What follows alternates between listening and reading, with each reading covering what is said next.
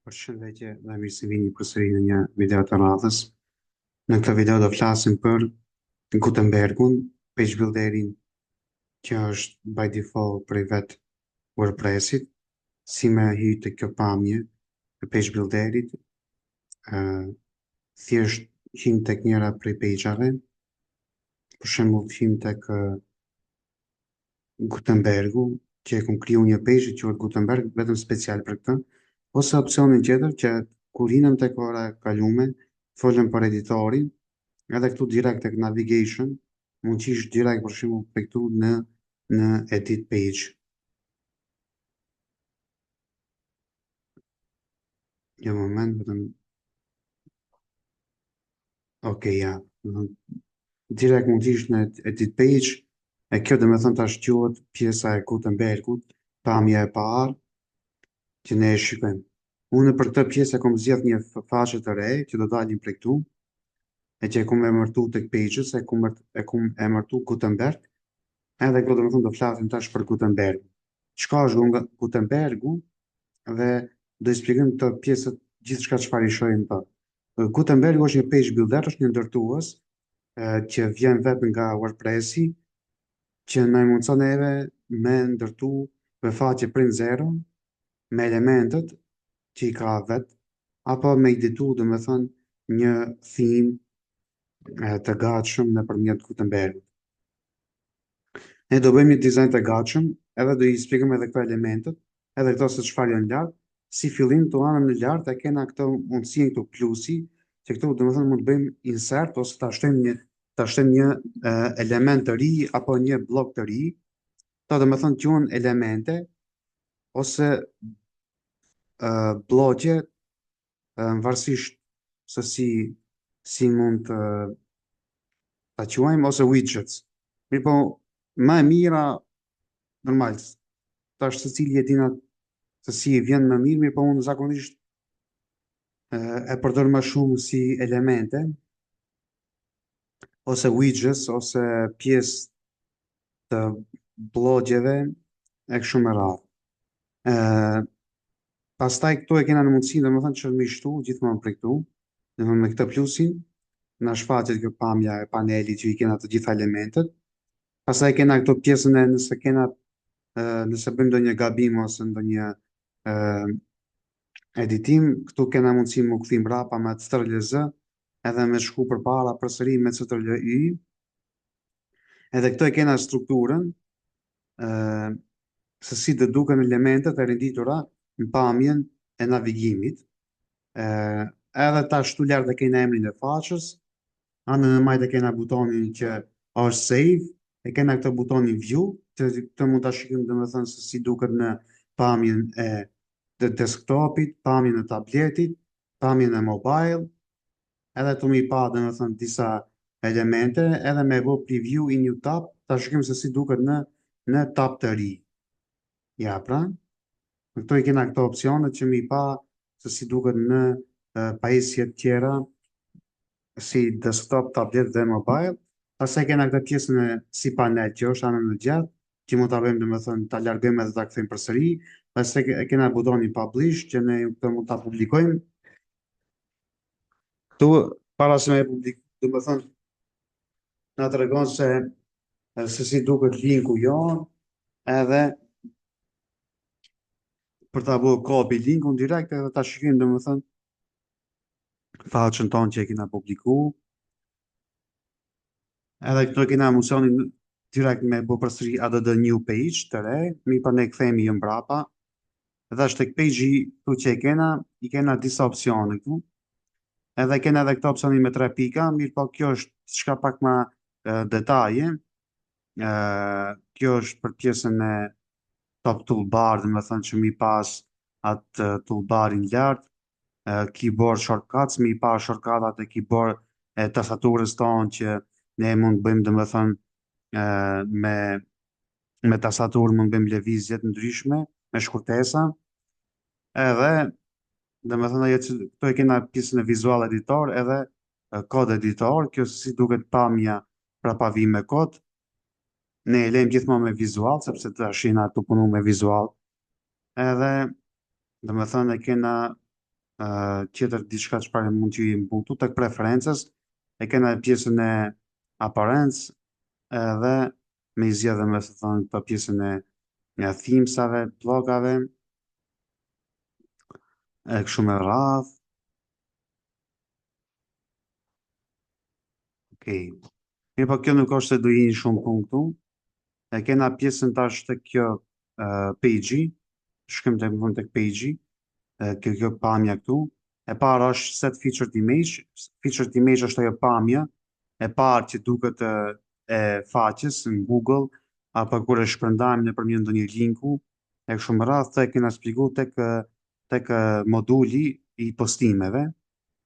E vendosim të featured image, pastaj statusi është published, i kena statuset tjera që i kena shpjeguar po të njëjtat në uh, modulin në videon tek postimet, schedule privat, pending, draft, e kështu me radhë, publish, slug, mund të më thënë pjesën mbrapa të si e ka emrin Gutenberg, kush është autori, pages, discussions, do të thënë pjesën e komenteve, edhe move to trash me fshi, edhe tek pjesa blog e kena opsionin tash këtu me bë disa ndryshime sa i përket do të thënë paragrafit që është këtu, do të thënë që kena selektuar. E këtu do të thënë me bë disa ndryshime. Për shembull këtu unë vendos paragrafin mirë se vini në trajnimin gjigant. Edhe tash do të thënë këtu si paragraf, për të selektojmë do të thënë shfaqet kjo me pjesën e ngjyrë, kornizën në ngjyrë blu, që tregon se jena këtu për momentin. Edhe këtë mund ta ndryshojmë për shembull tekstin, mund ta bëjmë me një ngjyrë tjetër, për shembull jat kuqe. Backgroundit mund ja ndryshojmë kështu diçka. Tekstin mund ta bëjmë zez, ja pra. Kena mundësi që tekstin ta ndryshojmë ta bëjmë më të madhe. Jo këtë, do të thënë tekstin e, e lartë, të tekstin këtu, mund ta bëjmë më të madhe. Tjetër çfarë kena opsione këtu, do të thënë tek borderi mi vendos radius, me e kthi kështu si kjo, e kështu me radhë. Kena disa editime që mund t'i bëjmë do të thënë direkt nga ajo pjesë, sa i përket kësaj. Ne e lejmë për shembull këtu e kthejmë këtë më të vogël, e lejmë do të thënë këtë M, diçka kështu ose S, e lejmë M, e kështu me radhë. Këtë e fshim. Kjo dhe më thënë që sa i përket sa janë pjesës këtu, tash kthejna tek pjesa e elementeve tjera, kjo ishte një paragraf, do të më thënë kena opcionin tjetër më shtu heading, do të thënë heading është titulli, dhe do e vendosim për shembull titulli i parë, edhe një të titullin kena mundësi tash me e bëu të H1, H2, e kështu me radhë. Pastaj kena këtë pjesën e listës, një element që kena mundësi me bëj listime, si, për shembull këtu e bëjmë listimet moduli, për shembull moduli uh, WordPress, enter, moduli SEO, enter, moduli marketing. Edhe këtu mund bësh sa duhesh listime, kjo është element që bën listime, pastaj kena elementin e dytë që është për kuote, për me bë ndonjë lloj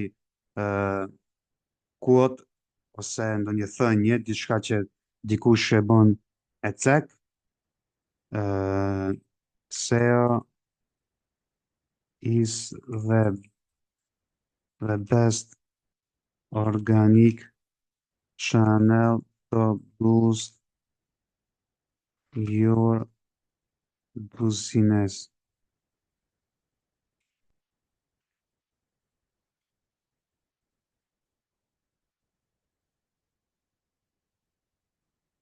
Okej, citation që mund vendosim. Kush e ka thënë këtë fjalë? Ka thënë për shembull Ilir Neziri. Okej. Edhe këto e kena opsionin të për shembull tek bloku me editu këto për shembull ti vendosim një background të gjelbërt ose një background pak më një ngjyrë tjetër. Diçka që duket pak më scale, ja, pra kështu diçka.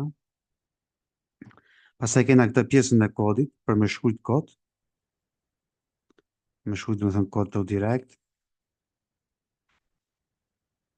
E kena details, me shtu write summary, me shkru për mbledhje, edhe me bë këtësi me këtë kolapsin.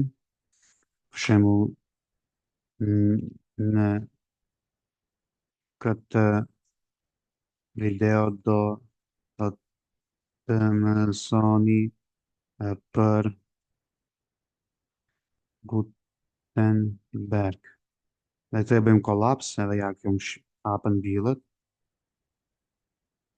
e fshim një prej këtyre, e kena pasaj opcionin për matematik, për me vendos funksione ndryshme, e kena opcionin tjetër për me i bë për me formatu tekstin,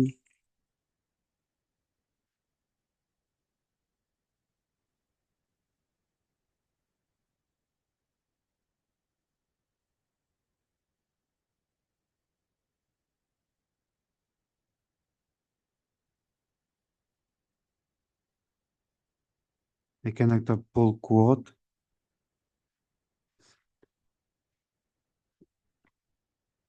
edhe një tjetër, citation,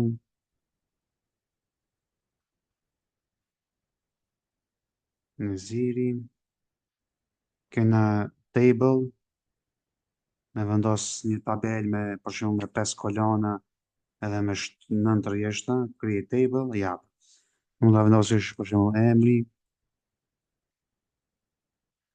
e tabela të kolona e radhës mbi emri, mosha,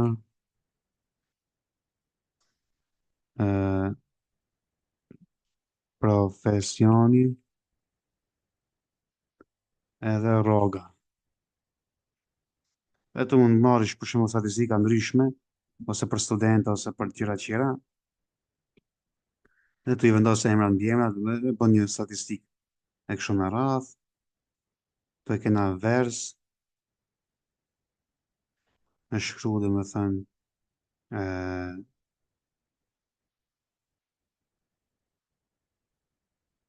klasik, kjo është klasik editori,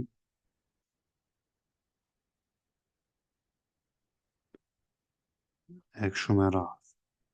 Kjo është dhe me thënë se e përket pjesës së parë, tek kjo e tekstit, që është, dhe me thënë, kjo këtu lartë.